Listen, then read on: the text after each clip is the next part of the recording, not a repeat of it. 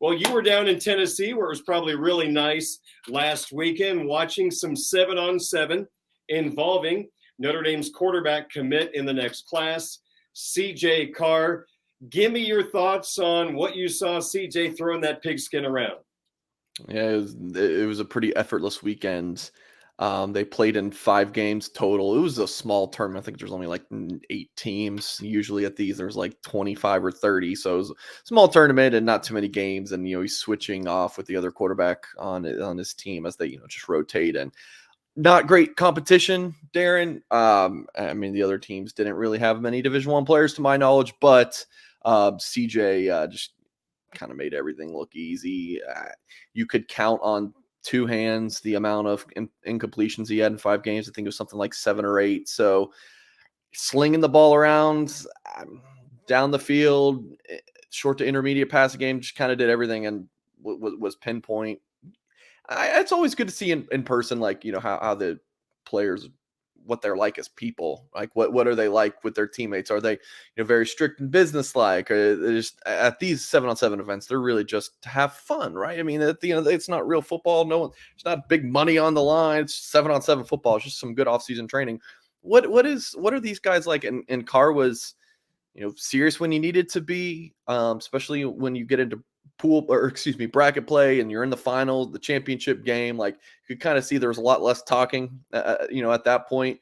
And the guys are much more serious. So Carr would have a lot of fun with his teammates. I mean, he even played a few snaps at receiver during one blowout game, so a lot of fun, goofy kid at times, just like all these teenagers are, just, having fun with the other boys. And then, when it's time to get serious, it's all business. And again, there's not a lot for me to take away from this as far as like, wow, do you think CJ Carr is really good based on like, I can just tell you that he was very accurate.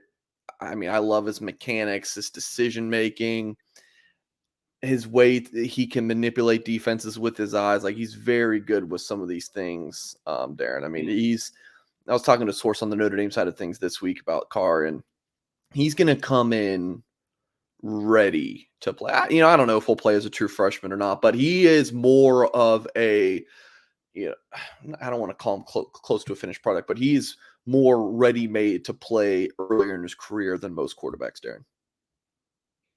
One thing I notice about, and for the people watching on the YouTube channel, you're watching video of Carr throwing down in Tennessee, a very effortless motion. I think it is a motion that is easy to replicate, which is very, very important.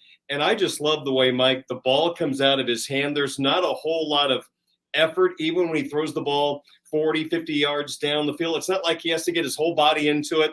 It's just kind of a flick of the wrist, which is very, very impressive. No wobble either. And This is all from the pocket. He's really good throwing outside the pocket too. He's a pretty darn good athlete. So it's easy. And what I do like about this is, even if a receiver is fairly covered, like he's not running wide open 5-yard separation. If there's a defender near the receiver, he knows how to put the ball exactly where the defender can't get it. Only his guy can. You see that a lot in the red zone. That's kind of a, and maybe an underrated thing about Carr. It's just that pinpoint accuracy in the red zone.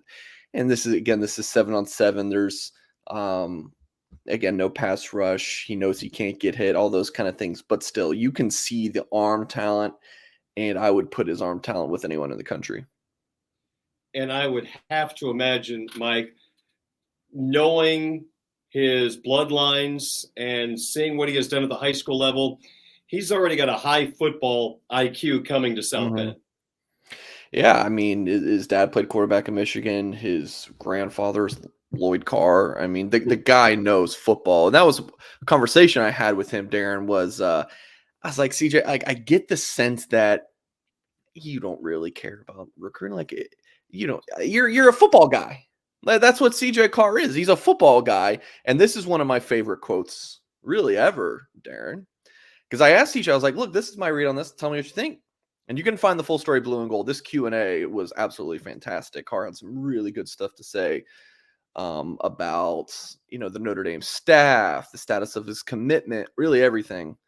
So this is the quote. He said, "I don't want to be recruited. Just talk ball with me. I don't need the graphics. Let's go install the offense." Like he told me, he's like, I don't want them. If they're going to, like, if Notre Dame's going to talk to me at the end of the day, don't ask me about, hey, how was school today? He's like, let's talk ball. Like, tell me about your concepts on offense. Like, I want to learn the verbiage. Like, I want to get there ready to play. So like he loves the school side of things at Notre Dame. Like he understands all of that. He gets it, but he doesn't need to talk about that stuff anymore. Like it's more of, okay, give me the football side of things. That's all he's worried about. He is Mike Singer, Notre Dame football recruiting insider, Blue and Gold Illustrated, blueandgold.com. I'm WSBT Radio's Darren Pritchett. Mike, I know recently we had a conversation about Carr. He had been a little bit on the quiet side once Tommy Rees left for Alabama. Jared Parker comes in, not only as tight end coach, but now offensive coordinator. Gino Guidugli becomes the quarterback coach. He comes from Wisconsin. But after talking to him, and I don't want to give all your premium information at blueandgold.com. We want people to go there. But I get the sense from reading your stuff that you came away feeling like this kid still absolutely loves Notre Dame, and he probably needed just a little time to get to know what this coaching staff was going to do on the offensive side of the football. Fair? Yeah, I think that absolutely. Look, I mean, there's a lot of changes. You have Reese leaving, and a guy who recruited him for a couple years. You have these new guys coming in, and Carr had known Parker a little bit, and as the tight ends coach, when I think Carr's been to campus 10 times, and it will be number 11 Thursday. And then Gino Guidugli offered him when Guidugli was at Cincinnati, but the Bearcats had no shot there, right? I mean, CJ Carr is one of the top quarterbacks in the country with offers from basically every school in the country. So I think it made sense for him to be like, man, there's all this change. My phone's blowing up nonstop. You know what I'm going to do? I'm just going to be a kid. I'm going to put my phone away. Like, I just want to go play 7-on-7 and train and work out and all that stuff. So just get to know these guys, like take a step away from the national spotlight. And you're starting to see a little bit of it come back to where he's starting to tweet a little bit more about Notre Dame. Like some, tweet out, the Shamrock emoji to some guys asking, there's a defensive lineman who I actually talk about in a bit in your show, Darren.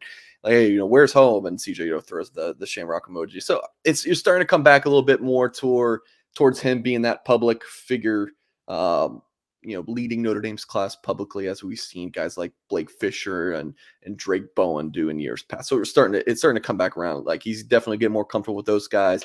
Visiting campus Thursday, and he'll be back for the Blue Gold game in a couple of weeks too. So all definitely seems well there. Any concern that folks may have had with Carr, not being super solid with his commitment, I think it's time to put that to rest.